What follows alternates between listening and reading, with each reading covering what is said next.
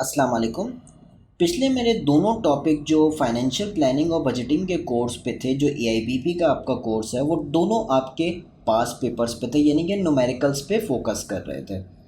ये वाला जो मेरा लेक्चर है और इसके आगे भी कुछ लेक्चर्स हैं, वो मैं कोशिश करूँगा कि वो थ्योरी पे और थ्योरी से रिलेटेड जो हमारे न्यूमेरिकल्स टाइम टू टाइम बन रहे होंगे वो मैं करवाऊँगा। सबसे पहले हम देख लेते हैं फाइनेंशियल मैनेजमेंट का टॉपिक।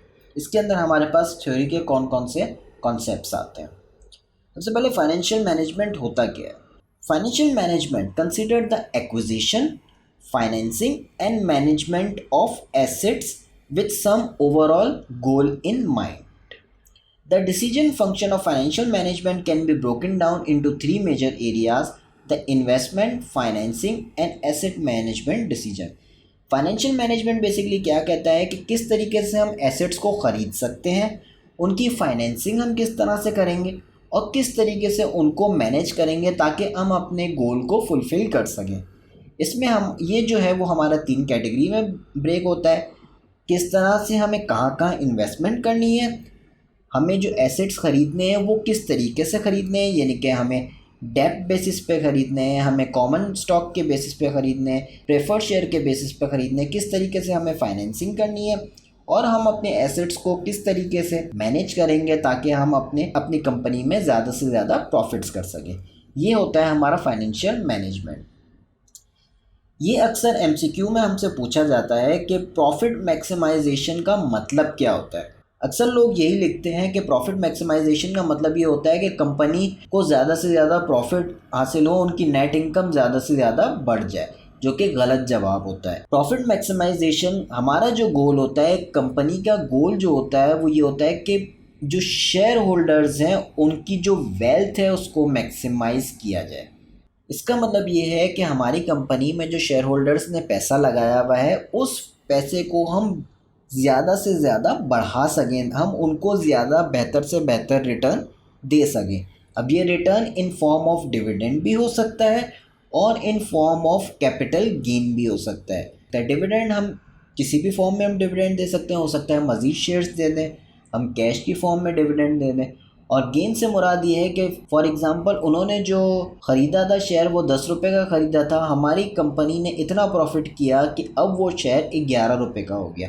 तो अब ये 1 रुपये का जो फ़ायदा हो रहा है पर शेयर पे, ये उसकी वेल्थ है उसको हम बढ़ा रहे हैं। तो हमारा जो मकसद होता है प्रॉफिट मैक्सिमाइजेशन का वो ये होता है to maximise the wealth of share holders.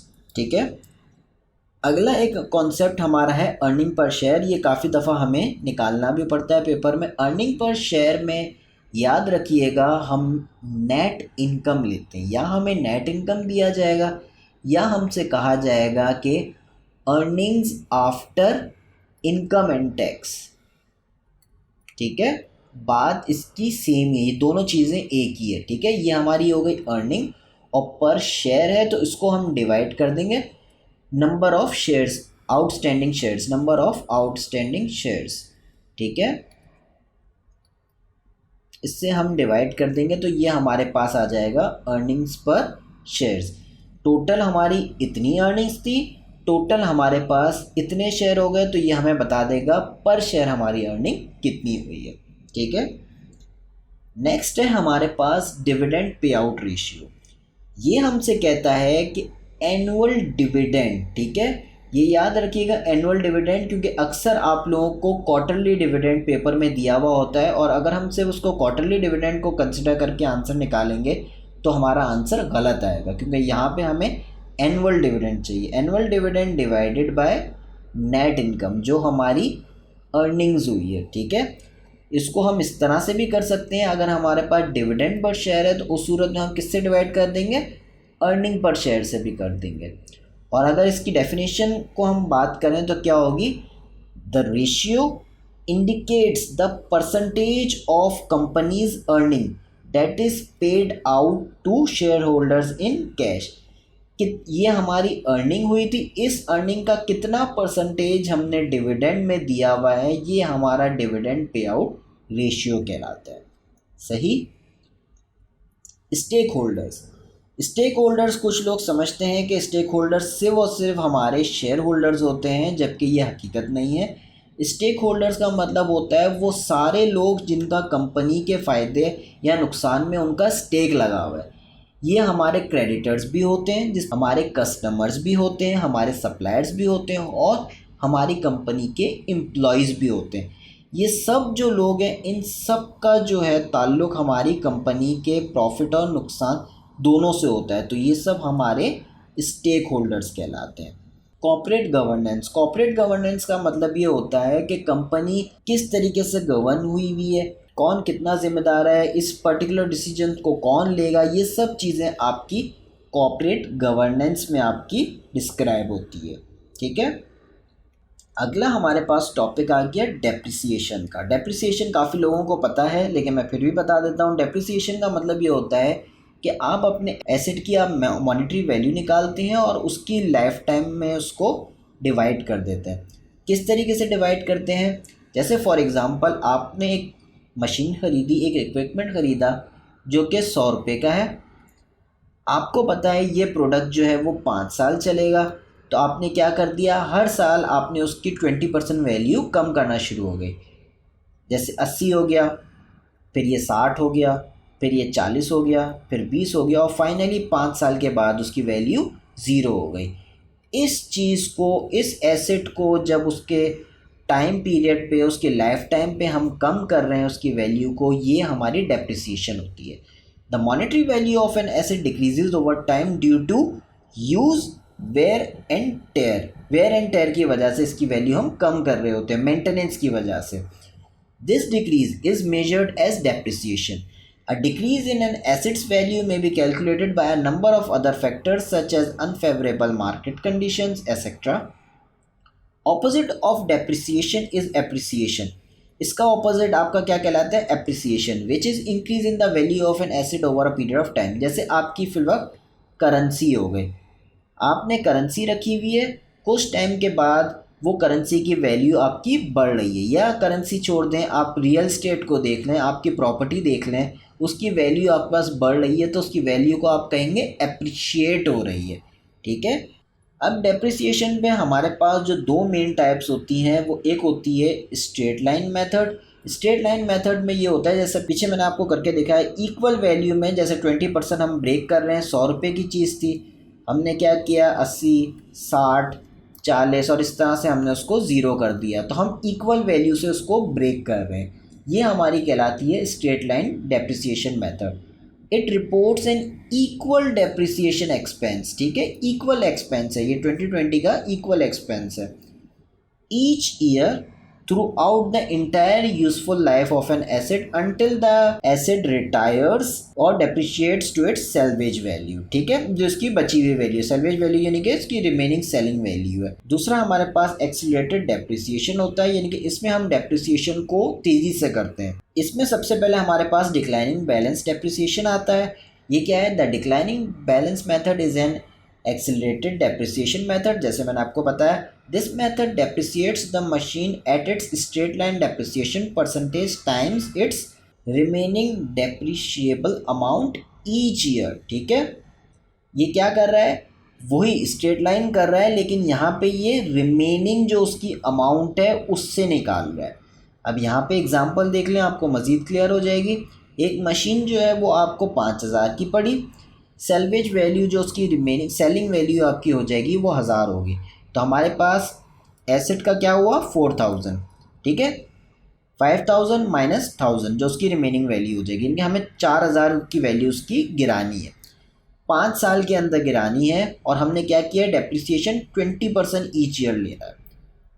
अगर हम स्ट्रेट लाइन मेथड की सिंपल बात करते हैं तो हम इसको 20% गिराते रहते हैं, यानी कि 4000 हमारा था, 4000 का हमने जब 20% वहाँ से निकाला तो ये 800 हो गया, तो हमारे पास बच जाएगा 3200 और फिर हम मज़ीद 800 मज़ीद निकाल रहे होते और इस तरह से हम लोग ब्रेक कर रहे होते, तो ये सेम आपकी चीज़ चल रही होती। लेकिन डिक्लाइनिंग बैलेंस मेथड में हम क्या कहते हैं? डिक्लाइनिंग बैलेंस मेथड में हम जो रिमेनिंग अमाउंट है उसका हम लोग 20% लेंगे। किस तरीके से? 4000 की हमारे पास वैल्यू थी, 20% हमने लिया, 800 हुआ। अब हम क्या करेंगे? नेक्स्ट स्टेप हम क्या करेंगे? 4000 में से इस 800 को निकालेंगे और उसका 20% लेंगे। अगले स्टेप में हमारे पास क्या वैल्यू होगी 3200, इसमें से हम क्या निकालेंगे 640 जो इसकी 20% वैल्यू थी। इसमें से जब हम 640 निकालेंगे तो जो वैल्यू हमारे पास आ रही होगी उसका हम लोग 20% निकालेंगे, ठीक है। और ये चीज़ हमारे पास चलती रहेगी। दूसरा हमारे पास आता है डबल डिक्लाइनिंग। ये वही चीज़ है, लेकिन इसमें हम क्या कहते हैं, जैसे सिंगल में हम लोग 20% कर रहे थे तो इसमें हम लोग रेट 40% कर देंगे। तीसरी जो है वो हमारे पास यूनिट्स ऑफ प्रोडक्शन है। इसमें हम लोग एसेट को इस तरह से ब्रेक कर लेते हैं कि वो एसेट कितनी चीज़ें बनाएगा। जैसे फॉर एग्जांपल हमारा प्रिंटर हो गया, प्रिंटर के केस में हम कहते हैं ना कि इतनी फॉर एग्जांपल कॉपीज़ आपको निकाल के दे रहा है। फॉर एग्जांपल 1000 कॉपीज़ आपको निकाल के दे रहा है। 1000 कॉपीज़ निकालने के बाद उसका टोनर चेंज हो जाएगा या जो भी आपका चीज़ है, हो सकता है प्रिंटर ख़त्म हो जाए, जो भी चीज़ है आपकी, आप उसमें मेंशन कर देंगे कि ये आपका यूनिट्स के हिसाब से आपने ब्रेक कर दिया, टाइम पीरियड के हिसाब से ब्रेक नहीं किया है। हो सकता है आपके 5 साल में सिर्फ 5 आपने कॉपी निकाली हो, 5 आपने प्रिंट की हो, और हो सकता है 1 साल के अंदर अंदर ही, बल्कि 6 महीने के अंदर अंदर ही आपने ये पूरा इसको यूज़ कर लिया। तो ये टाइम पीरियड पे डिपेंड नहीं करता, ये आपके यूनिट्स पे डिपेंड करता है। This method requires an estimate of the total units an asset will produce over its useful life, ठीक है। Depreciation expense is then calculated per year based on the number of units produce. इसका फॉर्मूला आपका क्या हो जाएगा, 1 साल के अंदर कितने यूनिट्स बने और उसका रेट कितना था पर यूनिट का, ठीक है, उस हिसाब से हम लोग निकाल लेंगे। आगे आ जाते हैं फाइनेंशियल मार्केट्स। फाइनेंशियल मार्केट्स आपका क्या करती है, आपके बायर्स और सेलर्स को आपस में मिला देती है ताकि वो आपस में ट्रांजैक्शंस कर सकें। फाइनेंशियल मार्केट्स बेसिकली आपको एक एरिया प्रोवाइड करती है ताकि वो लोग जिनके पास एक्सेस अमाउंट ऑफ मनी है वो यहाँ पे लगा सकें, और वो लोग जिनको ज़रूरत है वो यहाँ से उस पैसे को लेके उसको मज़ीद यूज़ कर सकें, ठीक है। तो ये फाइनेंशियल मार्केट बेसिकली आपको वो प्लेटफॉर्म अता करती है, वो प्लेटफॉर्म आपको देती है। All institutions and procedures for bringing buyers and sellers of financial instruments together। अब इसमें कितनी किस्म की मार्केट्स होती है। पहली जो 2 मार्केट्स की हम बात करते हैं वो होती है एक मनी मार्केट और एक कैपिटल मार्केट। मनी मार्केट में आप शॉर्ट टर्म सिक्योरिटीज़ को डील कर रहे होते हैं, जैसे आपके टी बिल्स हो गए, गवर्नमेंट सिक्योरिटीज़ हो गए, कमर्शियल पेपर्स हो गए। और कैपिटल मार्केट में वो होती हैं जिनकी मैच्योरिटीज़ आपकी 1 साल से ज़्यादा हो गई, जैसे आपके PIBs हो गई, बॉन्ड्स जो हैं आपके, ये सारी चीज़ें हो गई। इसको पढ़ लेते हैं। Money market is a good place for individuals, banks, other companies and governments to park cash for short period of time, usually 1 year or less. It exists so that businesses and governments that need cash to operate can get it quickly at a reasonable cost, and so that the businesses that have more cash then they need can put it to use। जिनके पास ज़्यादा है वो use पे लगाते हैं, उसको कहीं ना कहीं इन्वेस्ट करते हैं। It includes T-bills, treasury bills, government securities, commercial papers, certificate of deposit, etc। ठीक है। कैपिटल मार्केट में आपका क्या होता है, ये लॉन्ग टर्म के लिए आपका यूज़ होता है, ग्रेटर दैन 1 year मेच्योरिटी हो गई, और इसमें आपके इंस्ट्रूमेंट्स कौन कौन से हो गए, बॉन्ड्स हो गए, जैसे मैंने PIBs लिख दिया, और आपके स्टॉक्स हो गए। अगली जो 2 मार्केट्स आपकी हो गई वो आपकी हो गई primary market and secondary market. Companies जब भी आपके शेयर्स इशू कर रही होती हैं, जब वो फर्स्ट टाइम शेयर इशू करती हैं जिस मार्केट में, तो उसे हम कहते हैं प्राइमरी मार्केट। और जब उसके शेयर्स ऑलरेडी स्टॉक एक्सचेंज वगैरह पे ट्रेड हो रहे होते हैं इन्वेस्टर्स के दरमियान, तो उस मार्केट को हम सेकेंडरी मार्केट कहते हैं। Markets in which corporations raise capital by issuing new securities is known as primary market. Markets in which securities and other financial assets are traded amongst investors, जैसे stock exchange में होता है, ठीक है, after they have been issued by corporations are known as secondary markets। Secondary markets में जैसे इसने क्या बताया आपको, स्टॉक मार्केट आपकी हो गई, आपकी फॉरेक्स की मार्केट हो गई, आपकी बॉन्ड मार्केट हो गई। लोग क्या कर रहे हैं, इन्वेस्टर्स आपस में ट्रेडिंग कर रहे हैं, ठीक है। और प्राइमरी मार्केट में क्या है, कंपनी फर्स्ट टाइम अपने शेयर्स इशू कर रही है, आईपीओज अपने कर रहे हैं, इनिशियल पब्लिक ऑफरिंग जिसे हम कहते हैं। अगला हो गया हमारे पास स्पॉट मार्केट और फ्यूचर मार्केट। स्पॉट मार्केट में आपकी ऑन द स्पॉट डिलीवरी होती है, ऑन द स्पॉट आपकी सेल परचेज होती है, ठीक है। लेकिन फ्यूचर मार्केट में क्या कहते हैं, आपको आज एग्री करेंगे कि वो एसेट को ख़रीदेंगे किसी फ्यूचर डेट पे। एग्जाम्पल क्या हो गया, अ फार्मर में enter into a future contract in which he agrees today to sell some fruits 6 months from now at a price of 10,000। ये एक फ्यूचर कॉन्ट्रैक्ट है जिसमें एक फार्मर कह रहा है कि मैं 6 महीने के बाद आपको ये पर्टिकुलर फ्रूट्स का क्रेट बेचूंगा 10,000 का, ऑल्दो उसका रेट उस वक्त कुछ भी हो, मैं आपको 10,000 का ही बेचूंगा, ठीक है। ये आपका एक फ्यूचर कॉन्ट्रैक्ट हो गया। अगली मार्केट हमारे पास आ गई physical asset market and financial asset market. Physical assets में हम टेंजिबल प्रोडक्ट्स जिसको हम टच कर सकते हैं, टेंजिबल प्रोडक्ट्स को हम डील करते हैं, जैसे हमारे रियल एस्टेट हो गया या हमारी कमोडिटीज़ हो गई, मशीनरीज वगैरह हो गई, ये सारी आपकी फ़िज़िकल एसेट मार्केट में हम डील करते हैं। और फाइनेंशियल एसेट मार्केट में हम क्या करते हैं, जो हमारे फाइनेंशियल इंस्ट्रूमेंट्स हो गए जैसे स्टॉक्स, बॉन्ड्स, नोट्स हो गए, मॉर्टगेजेस हो गए, इन सब चीज़ों को हम लोग फाइनेंशियल एसेट मार्केट में डील करते हैं। अगला हमारा टॉपिक है फाइनेंशियल इंटरमीडियरीज़। फाइनेंशियल इंटरमीडियरीज़ वो होती हैं जो आपके लेंडर्स और आपके यूज़र्स ऑफ मनी, ठीक है, उन दोनों के दरमियान जो इंस्टीट्यूशंस होती हैं, ठीक है। Financial institutions that accept money from savers and use those moneys to make loans and other financial investments in their own name. जैसे आपकी कमर्शियल बैंक हो गई, आपसे वो पैसा लेते हैं और मुख्तलिफ लोगों को लोन प्रोवाइड करते हैं, तो ये एक इंटरमीडियरी का काम कर रहे हैं, ठीक है। जैसे इसी तरह आपकी इंश्योरेंस कंपनी हो गई, आपसे पैसा लेके मुख्तलिफ जगहों पे इन्वेस्ट कर रही है। आपके म्यूचुअल फंड्स हो गए, म्यूचुअल फंड्स में आप पैसे लगाते हैं, आप यूनिट्स खरीदते हैं, वो उन पैसे से मुख्तलिफ जगहों पे इन्वेस्ट कर रहे होते हैं, ठीक है। तो ये आपकी हो जाती हैं सारी फाइनेंशियल इंटरमीडियरीज़। आगे चलते हैं, ये हमारा आखिरी टॉपिक है जो कि है इन्फ्लेशन। इन्फ्लेशन क्या होता है, inflation is when prices of goods and services increase over time and the purchasing power of money decreases. आसान अल्फाज में क्या होता है, it means that the money you have today may not be able to buy as much in the future. For example, आपने एक phone ख़रीदा 50,000 का, कुछ दिनों के बाद वही फ़ोन हो सकता है आपको 60,000 का पड़े। तो इन्फ्लेशन इसी को कहते हैं कि आपके पास जितने पैसे थे उसमें आपने एक दफ़ा तो वो चीज़ ख़रीद ली, लेकिन इन्फ्लेशन बढ़ने की वजह से उतने पैसों में आप उस चीज़ को दोबारा ख़रीद नहीं सकेंगे, आपको मज़ीद पैसे डालने पड़ेंगे ताकि आप उस चीज़ को ख़रीद सकें।